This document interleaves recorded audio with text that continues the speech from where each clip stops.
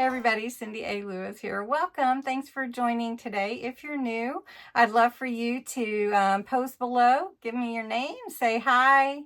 Where you're from. I'm going to be glad to meet you. If you're part of my YouTube family, welcome back. I'm so glad you're here. This is going to be a fun video. You're just going to take some stamps and some pages from a book, a file folder, and make, I don't know, 9 tags. 8 tags, however many you want to make, and they're really cute, and you can use them in your junk journals. You can use them for actual gift tags right on the back. You can use them for your December daily if you want to. You know, lots of fun, and they're just up to you and what stamps that you actually have that you want to stamp the image on. I made them really simple, and I just added some fun red, white, or green, or all ribbon to it. And you know, Santa is adorable. So anyway, I'm going to show you how to make this massive amount of tags in one go. I mean, it's just one setting, and one sitting, and really and truly super simple. So let's get started. These are the 9 tags that I made from one sheet or half of a file folder. And I used a file folder as my backing so that I could stabilize the paper from a book. This is from an old book, but again, I did go around and vintagize these to make them even look more vintagey, more distressed. And so I used several different stamps that I had on hand, so that's what I would encourage you to do. And these are just some of the stamps that I had. So I'm gonna just show you the basics and then let you be creative. I just used a half of a file folder to make all of those tags plus my pages. I actually have a tag punch and it goes up to 2.5, so I'm not going to go any wider than that. And I actually used this one that's more square for those. I think I'll use my other one that has some more decorative rounded edges on this one. And it, again, only goes up to 2.5 inches, so it just makes it so much easier. Step 1 is to trim your half of your file folder or whatever your backing is going to be to the size of the tags that you want. And so I'm doing some 2 inches since I did 2.5 with the others. So I'm just making sure that's even. So we're doing 2 inches. And then if I have a little bit wider tag, that's okay. So let's just go to 2.5 for this one. And we'll trim off that little extra there for the file folder. Maybe I can use that for something else. Then decide on how wide or long you want your tags to be. Okay, number 2. Step number 2 is to go ahead and put the holes in your tags. So if you have a tag punch, you may want to just punch out all your holes.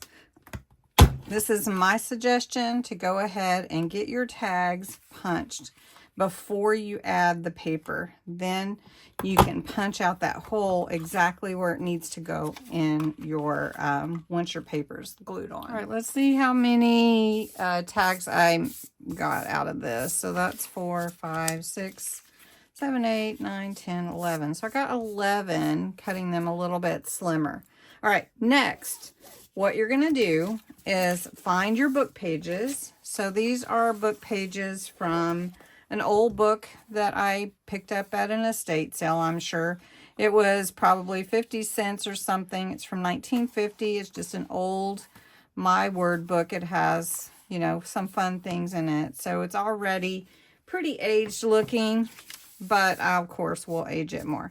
So all I do is I see where I would want to put the words or the way that the page is designed on my tag, and I just cut that, and I do that for all of them. So remember, we're doing a mass tag making. So do all of this first. Then you're gonna want to glue them all. So let me get these all prepped, and you just cut them about the size that's going to fit on there, and I set them all in a pile.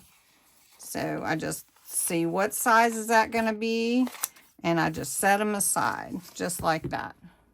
The next step is to glue. And the easiest way I found to glue, and I have to tell you this, is to take your tag, your base, and lay your page over it. Don't put the glue on the page. I found that you had to be sure where you were gluing, and it was just easier. And then I glued all of them at one time. So make sure you put glue at the top and all around your edges. And then you just place your tag. I did that one holding it because I wanted to get that inspiration on there. But just lay your tag on top of your paper. And honestly, this is so easy, and you can get so many done at one time. Okay, so now that you have all your papers glued to your backing, the next step is to cut away the extra paper. And you just do this with your scissors, and it's just a quick process.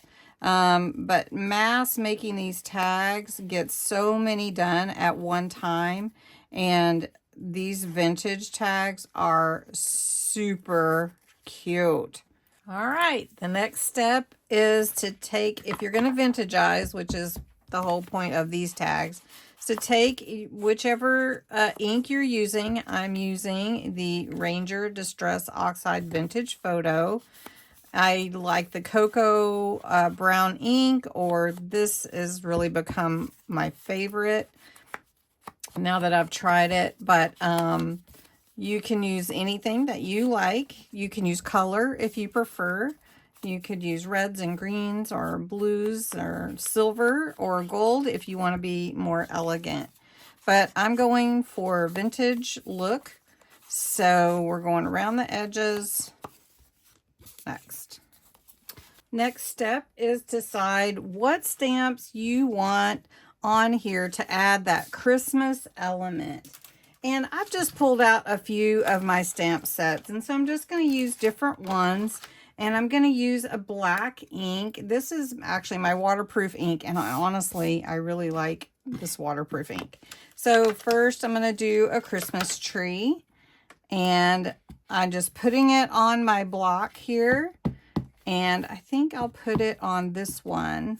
And you can see, I can tell that it's pretty well covered, and I'm just going to put it here at the bottom and stamp it on, and there you go. And so this is just my process. So I'm going to do this cute little snowman. He's really vintage looking, this snowman here.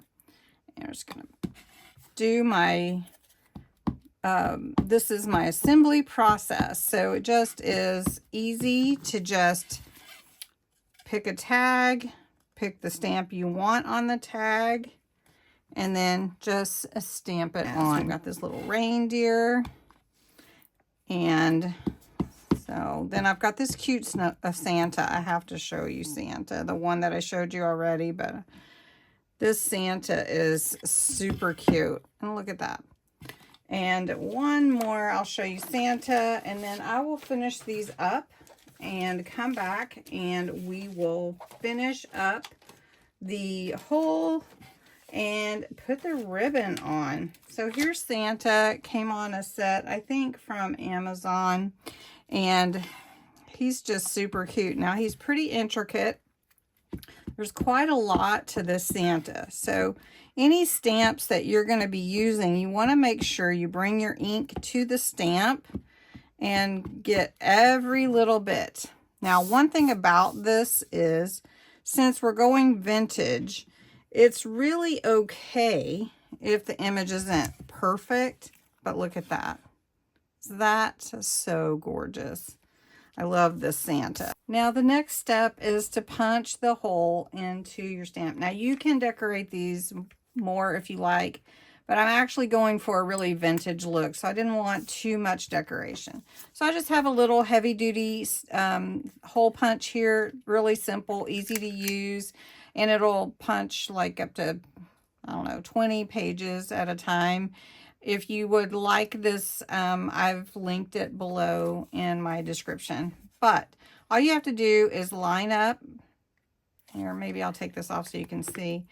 That is a catcher for the different holes that punch out. Anyway, and punch your hole. So you're going to do that for all of them. Just line it up into that hole and punch out the hole. Again, just through the paper, basically, is all it is. And now you have your hole. So I'm going to do that to the rest of these, and then I'm going to show you what I did next. Now, this step you may or may not want to do, but I just took some of my ink and I went around the hole of what I punched out just to give that extra little vintage look, so that the hole didn't look like it was just made, even though it was. And that only takes a second to go around all of them, and that's it. All right, next, all you do is add your ribbon. And I just have ribbon right here. And these are just rolls from Walmart, I believe. And all I did was, instead of just one ribbon or twine, I decided I wanted to do multiples. And it just makes it so festive. So I just fold it in half. I make a loop. Put it through the hole from the front, pull the tails up, and it just adds so much. And so that's all I did, and I hope that you enjoyed watching these vintage mass making of vintage tags. And I'd love to know if you make some or how you make yours. Maybe you do yours a little bit different. I wanted to provide step by step, so I hope that you enjoyed it. And you can use up some old file folders and some old book pages. So thanks so much for watching. Have a great day.